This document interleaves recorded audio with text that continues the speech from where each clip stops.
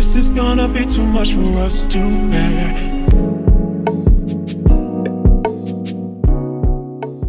What's good, y'all? We are here again for another review.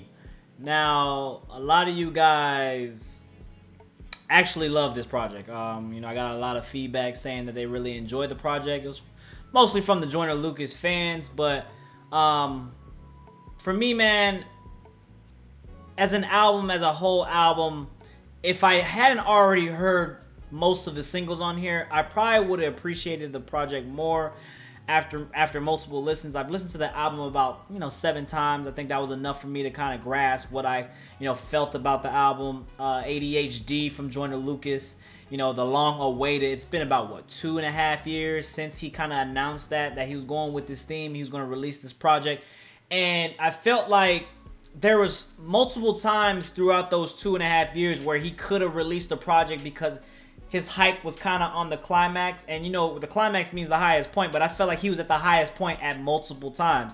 Now, there was a time where he was doing the freestyles and he was killing it. There's a time where he did the song with Eminem, which is also actually that song isn't even on here, which I'm confused about. There was also the time where he did the track with Logic that was at the top. That track is on here. It's kind of, I felt like it was a bad business move on Joyner Lucas's part. The rollout of the album just could have been a little bit better. It could have been timed a little bit better. I don't know what was going on with his label. Maybe something. Look, we never know what goes on, under the wraps. We never know what goes on between the label and the artist. So maybe they had some kind of conflicting thing going on between the two. I don't know, but it kind of hurt him in the end. Now, when I listened to this album, 6 tracks I already heard that were singles that I heard, right? 6 tracks I heard that were singles. And then he had 5 skits on here. The skits were probably the worst part of the project. The skits were really corny to me, man. It kind of just, Joyner has always had that, kind of just side to him. He definitely brings a little bit corniness to him. But at the same time, he can rap his ass off and he also give us conscious shit. So I could get over the skits, but I can't really get over the singles that we heard. Isis featuring Logic, Devil's Work, 10 Bands, Revenge. I felt like these are all tracks, ADHD, these are all tracks that we've already heard from Joyner. So while it is new Joyner, it kind of just gets stale to actual hip-hop listeners, actual music listeners who's been in the game for about 2.5, 3 years. It's kind of just like, why? We didn't need that. I would have been okay with just, saving that. He already released it, maybe adding 2 of those, giving us, basically a little EP, nothing a little crazy. But I understand. Maybe this was, again, I don't know what it was. Maybe it was his label. I'm just saying. There was some highlights, some high points on this album that I really loved. Still Can't Love featuring King OSF and Fabulous. I think King OSF was probably the best feature on here. The worst track on here that was finally with Chris Brown. You would think that, the 2 tracks that Chris Brown and Joyner Lucas did, that you would think that they would create something fire, and Chris Brown being the star that he is, would just be able to kind of just, I don't know, just like make a verse, make some shit verse, just, I don't even know what I'm trying to say. Just like it just didn't sound good. I don't understand what was missing about it. Like, listen to it. I felt like there was a lot of singing from Joyner Lucas there. It was kind of just your normal beat that we heard from a couple other tracks in the album. I think that 18 tracks was also another kind of downplay for it, man. Definitely, well, it's not really 18 tracks when you think about it. It's only really like 14 because of the skits. So actually, I take that back. That's not that bad. That was 14 tracks.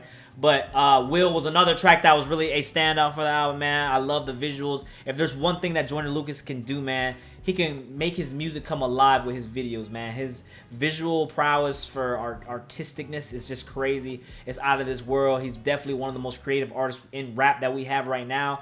I feel like, whenever his video production always exceeds his actual track, or sometimes it's at the same level. We got I'm Not a Racist, we got Will, what's another track that he did? We did the ISIS video, was kind of crazy when he did that with the Call of Duty shit. So I feel like when Joyner Lucas has an idea in his head, he makes it come alive with his music. But Will was also probably the best track on here that I loved, at least, man. The way he was kind of shifting to all Will's personas, looking up to somebody like Will Smith, making a song about him and still making it sound good. I think it was a great idea from Joyner Lucas. I just think that another track that was actually really good was The War featuring Young Thug. We all know Thug have been killing the features in 2020. So again, I don't really have much to say about the album because what's already been said has been said. If I had to give it a ranking, you know, a lot of y'all guys have been asking me about my rankings. 7 out of 10, man. I would give it a 7 out of 10. I don't think it's bad as people are saying. I think what's really just turning off is the fact that, you know, we got so many singles already, and we've already heard a lot of this work, so it kind of sounds repetitive when in reality, when you listen to it as a whole project, it's not that repetitive. So, with that being said, man, let me know what's your favorite track on the album. Let me know what's your worst track. Let me know how you feel about his rollout time. Let me know if you think that next album he should just not even announce it. I feel like if you're going to take that long, you shouldn't just announce it. You should kind of just release it.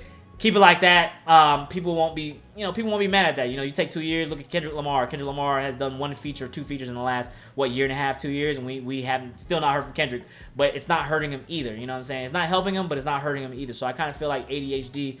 You know, the ADHD 2. If you're gonna make ADHD 2, just shut the fuck up, man. Don't tell us. All right. But with that being said, man, don't forget to like, comment, subscribe, all that good stuff. Follow me on social media, which one here. And until the next time, it's been Dev. Don't forget to like, comment, subscribe, share all that good stuff.